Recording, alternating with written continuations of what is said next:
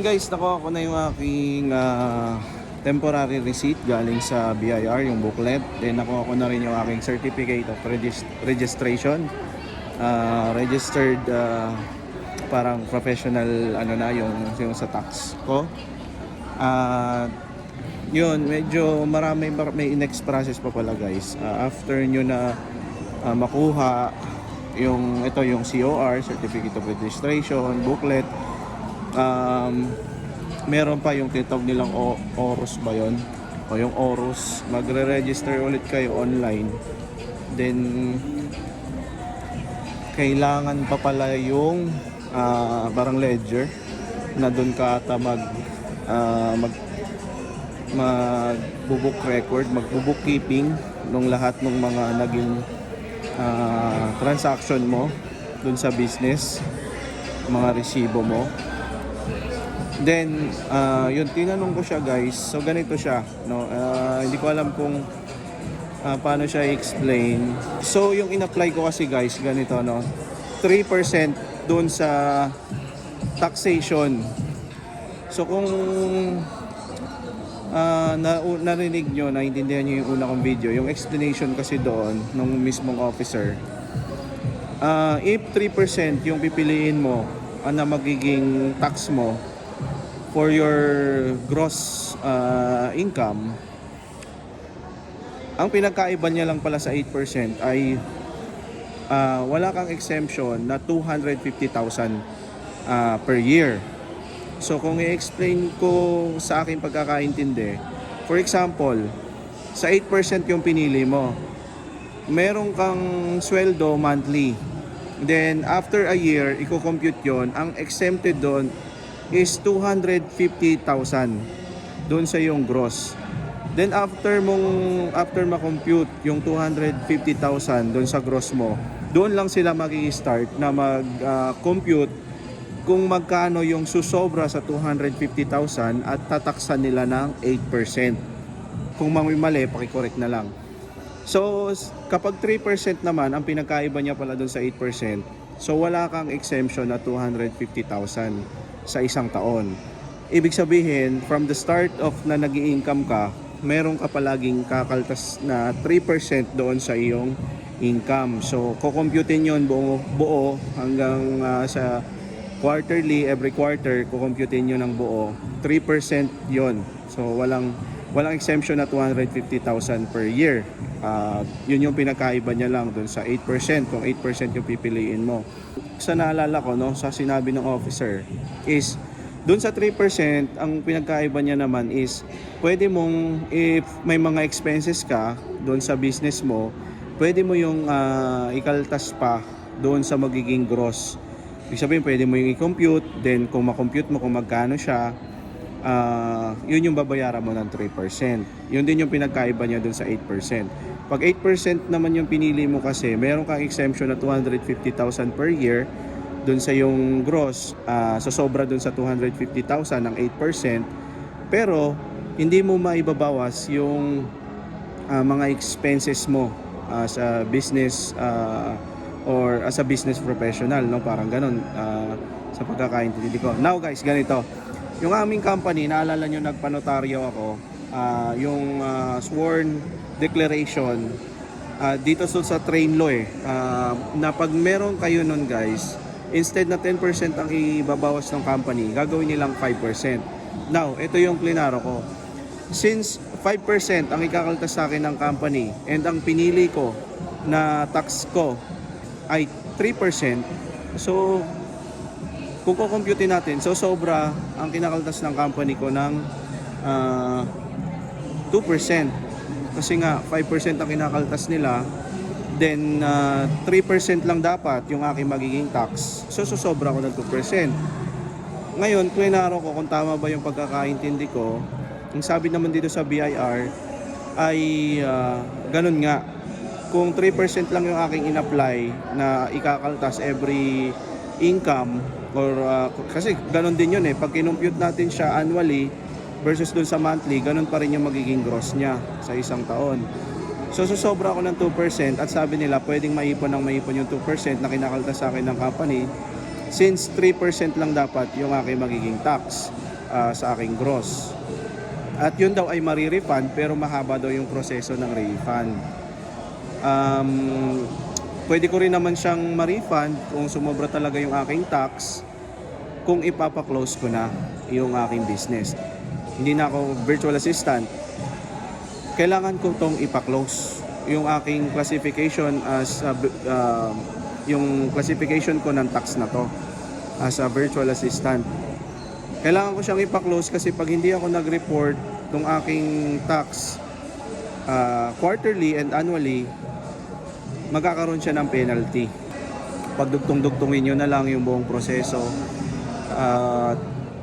Yung mga in-explain ko sa inyo, based lang yun doon sa aking naintindihan at naunawaan. Hindi naman tayo professional pagdating dito sa taxation, no? At kung may mga iba sa inyo na alam at na-experience na, kung may mga maliman doon sa aking pagkakaintindi o pagkakaunawa, paki-correct na lang para doon sa mga nanonood ng video na to, hindi sila malito. Katulad nga ng sabi ko, disclaimer, hindi ako taxation professional, no? Na bahagi ko lang based doon sa aking naintindihan at naunawaan dito sa mga officer sa BIR, kung paano nila in-explain. So ito na guys, napapakita ko sa inyo yung aking mga nakuha. So yan, ito po yung mga binigay sa akin dito sa BIR. Meron akong booklet, then meron akong ganito, parang ano siya, parang isa ka talagang registered business, di ba? Alam ko yung mga naglalasada ay pinapakuha rin ng ganito guys. So yan, ganun yung buong proseso niya. For me, hindi siya ganun kadali, hindi rin naman siya ganun kahirap.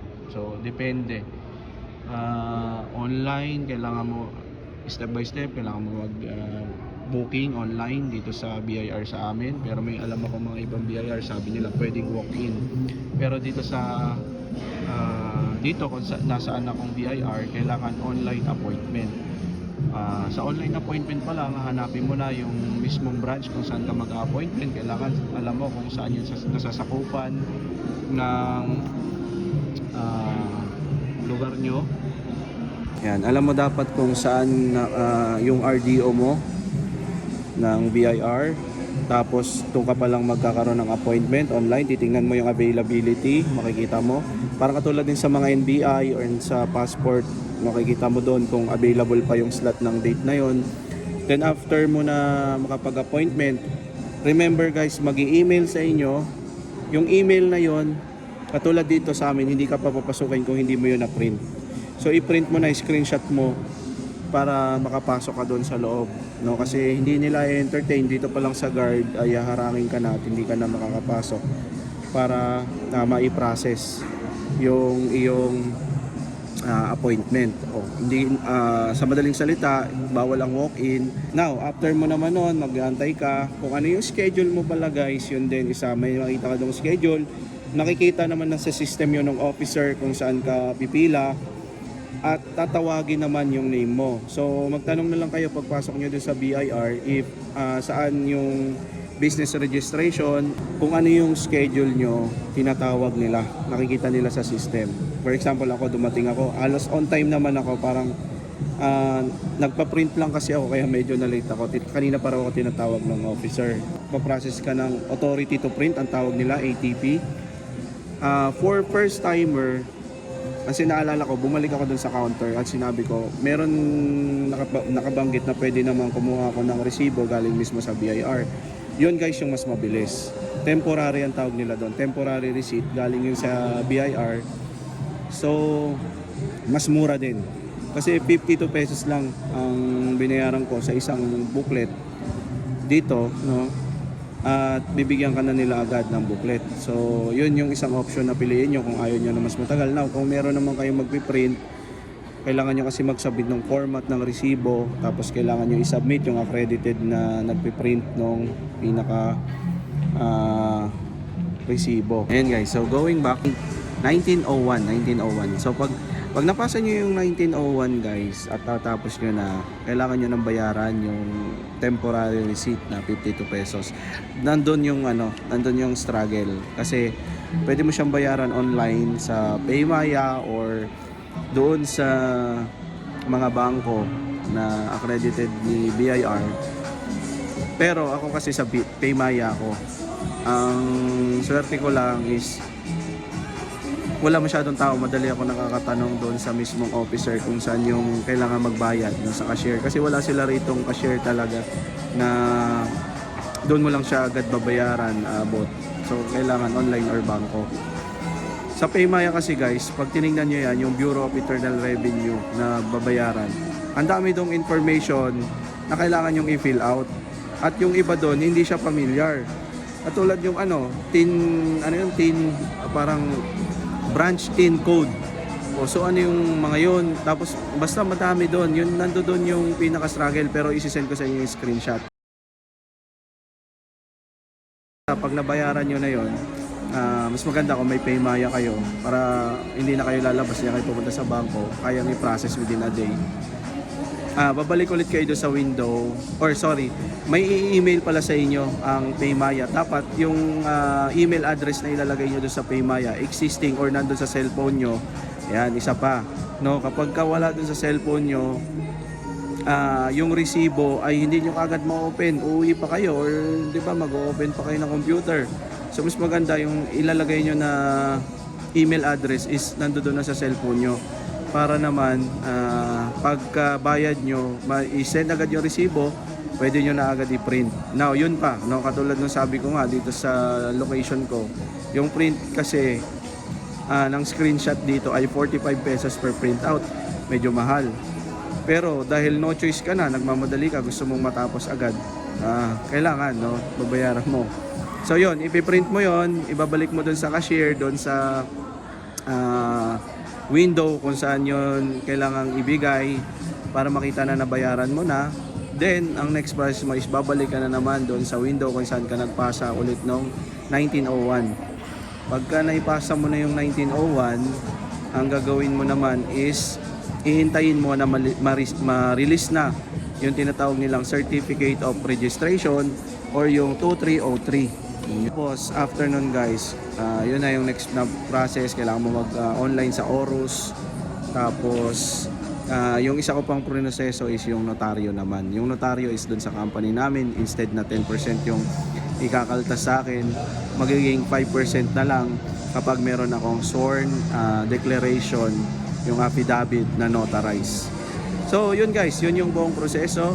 At kaya kailangan din natin itong iproseso, compliance sa tax natin bilang mamamayan ng ating bansa para sa ating mga mambabatas, lalo na yung mga corrupt, yung umaasa sa ating mga tax, no, kailangan nating magbayad.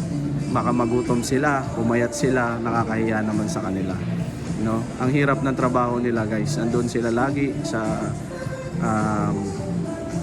isang upuan kung saan may aircon, komportable sila. Ay, nako.